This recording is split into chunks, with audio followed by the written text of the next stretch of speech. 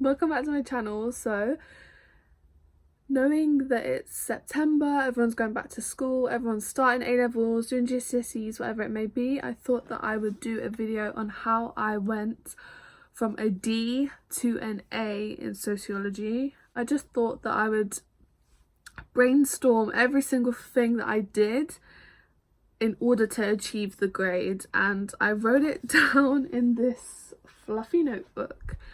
And I'm just going to talk through each thing that I wrote down. Tip number 1, listen more, write less in lessons. Because if, like me, you had to buy this book, the information is there in large amounts. So what I would recommend is just listen to what your teacher is saying and listen to what they're explaining, and the way you don't need to write this, or just listen, because it really will help you, especially when you're coming to do your revision and you're looking at what you were learning in lesson and you're like, okay, well, I was told that I don't need to know this, but I need to know this. So you'll be able to just sort of narrow it down already, like before you're making your resources and stuff. So because I know you may think like, oh, I need to write all of this information down, like otherwise I'm gonna fail, I need to know this, I need to know this, I need to know this. You just need to listen at first. Listen, take a deep breath, listen, relax, just listen. And then, you know, when it comes to making your own notes and your own resources that you will eventually go through, you'll have it in your brain already from when you were in your lesson.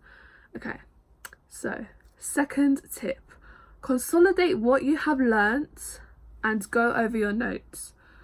So this is, you know, this is what I would do. Like, I would get home from a lesson, I would take out my folder, take out my notebook, and I would just go over it again. And then if I could, I would sort of summarize it or consolidate it into like a more reasonable chunk of information to get to grips with. So yeah, I definitely recommend going over your notes regularly, because like I said, sociology is such a massive A-level or GCSE, whichever you may do or want to do. So yeah. Tip 3, ask your teachers to make the lessons fun, or do like a memory test or something along them lines. When I was in year 13, my teacher would make us play this game, and I can't remember for the life of me the name of the game, but you would have a class code, everyone would sign in on their phone, you would write your name or like a nickname, just so then you can, you know, compete. And they had like games about sociology, games about celebrities, that was just a whole thing. So when we were doing revision, to make it a little bit more fun, we would do the sociology quiz. And I don't know, it was just a fun thing to do, to sort of keep on track of the information but have a break a bit, have a little bit of fun. Do sociology, or you will find the content is a lot.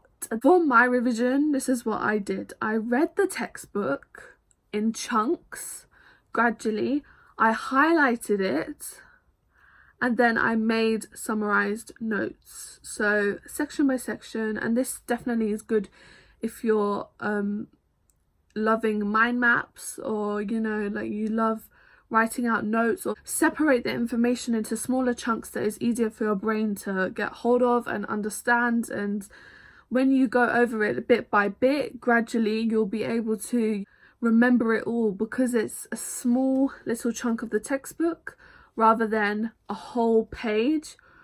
And when you read through it, I would recommend reading the whole page first, and then you can sort of get to grips with the ideas that are being presented on the page, and you could easily narrow it down and find that you may be able to summarize it in a better way than the textbook has for you, because the textbook is essentially just a massive long explanation, whereas you can make your own little textbook, which is like my next tip.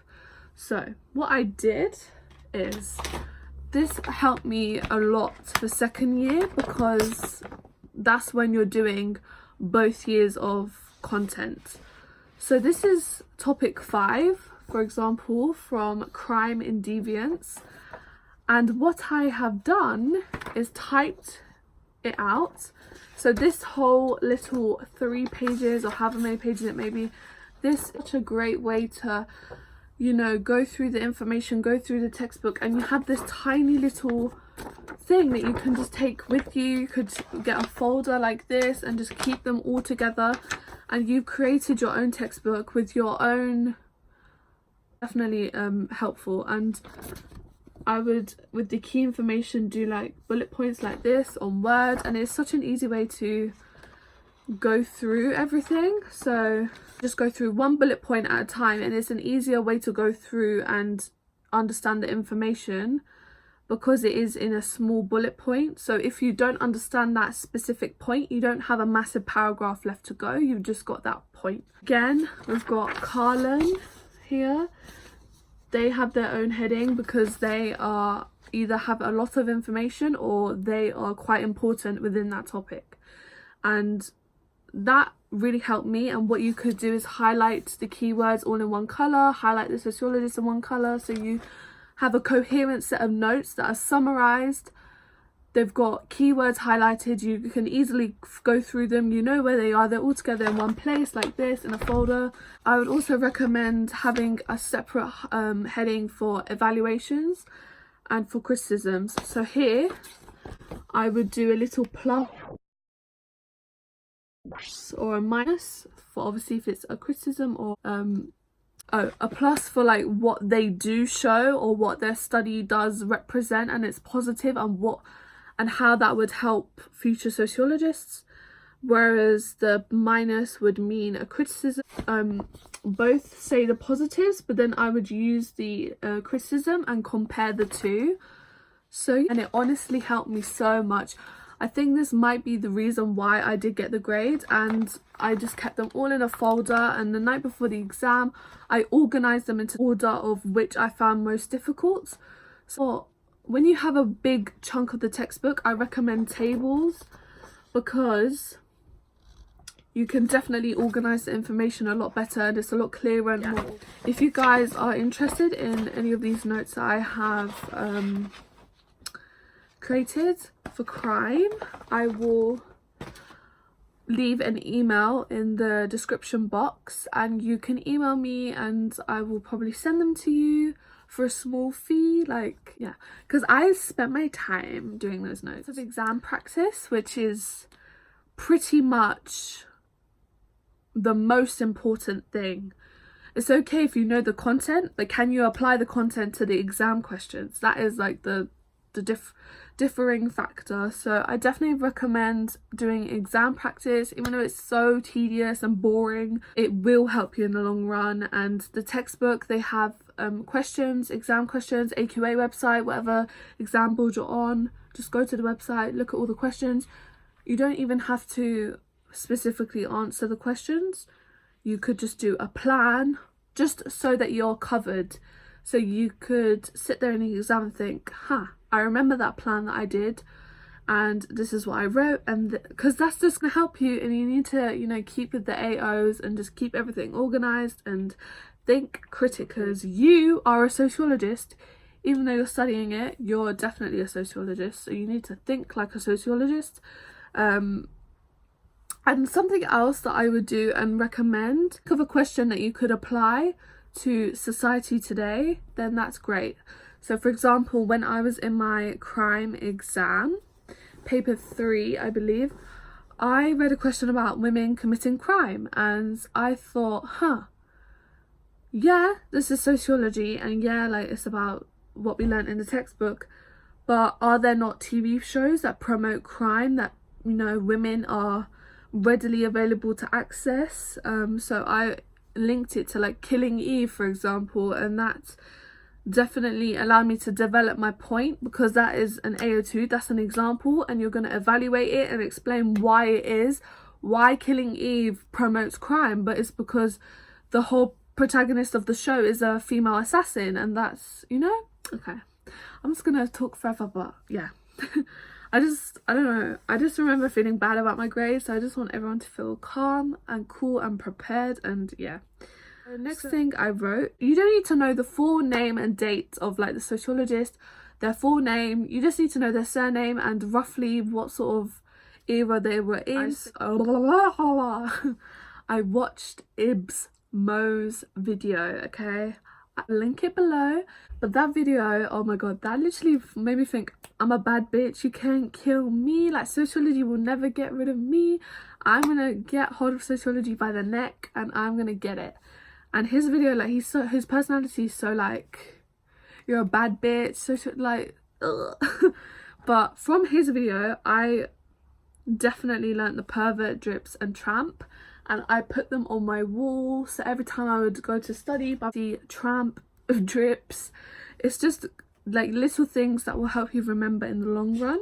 Research methods, which is definitely a big part of sociology. Pretend you are the researcher and it is you that is carrying out the methods, because you're the one that's answering the exam paper. You're writing what you would do, what you think. What is an advantage of this method? What is a disadvantage? What method would you choose instead of?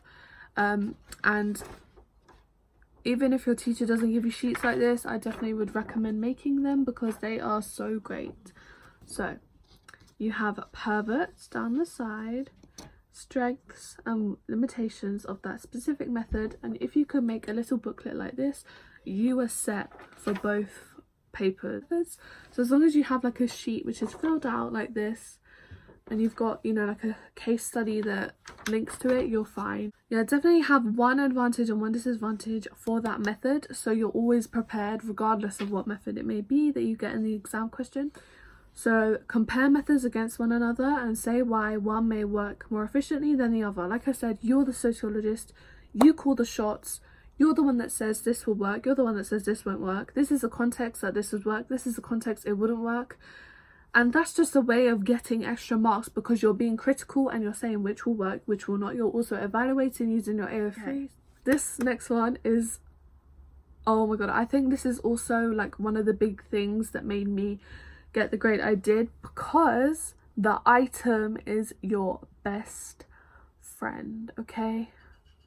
When you look at an exam paper, you may think, why is the item there?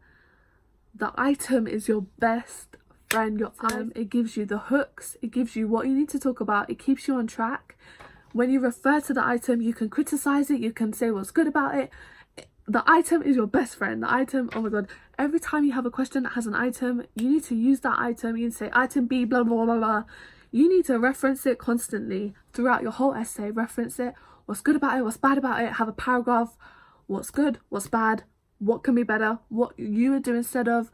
You disagree with this, but this person says this, but that person says that. Like, oh my god, the item, yes, the item is your best friend. Something else when revising, have a checklist of all the topics. So read examiner reports. Oh my goodness, this will also help you because you need to know what past students have done, what past students have failed, so then you cannot fail it.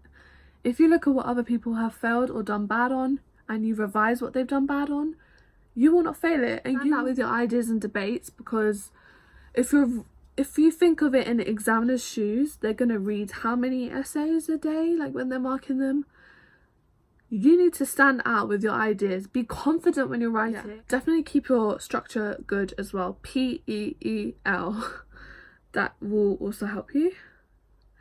I wrote down makeup statistics, but I don't know if that's a great idea. Well, I'm just gonna leave it there. Just think they need to get through their papers, they want their money, they need to get the check and leave. Like, they want to mark the papers and go home.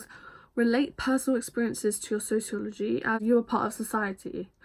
That sounds stupid and sounds like duh, but we're all part of society. Regardless if you link your own personal experiences living in society, then it will help. Like for me, I was like, I live in an underprivileged area. Like I literally wrote that because it's, I guess, true, and that's literally that, like that relates it to me, like as the candidate, as the person writing the exam, and the examiner will again engage like with my unique arguments. They will engage again with my paper. It stands out from other people.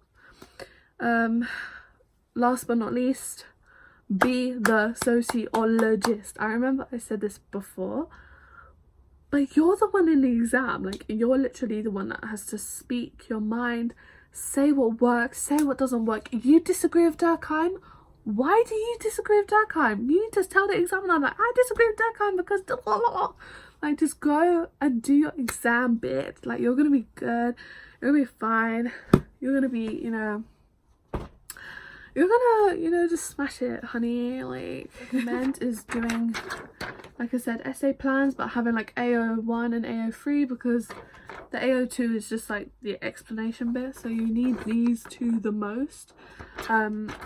This will help you as well. This is just pretty much all of my tips. That's literally the whole of what I did. So to summarize, I would definitely recommend writing out your notes or typing them out. Oh my god, please type them out. Like, it will be quick. It's great because you can have like your own little textbook. You don't need these textbooks. You don't need this textbook. You're gonna have your own textbook that is way better than this. So yeah, I don't know if I mentioned, but Lord, you need to get this. This will like literally save your ass. This will save you so much time. This will save you if you did not revise. But look at the size difference. Like, it is crazy. These are like £12 on Amazon. This will save your life. I have book 1 and book 2, and boy did they help me out so much. Thank you for watching. I hope this helped, and I don't know, if you have any questions, let me know in the comments. If you have any video ideas or requests that you want me to do, again, let me know in the comments. And yeah, so good luck with your exams and shit.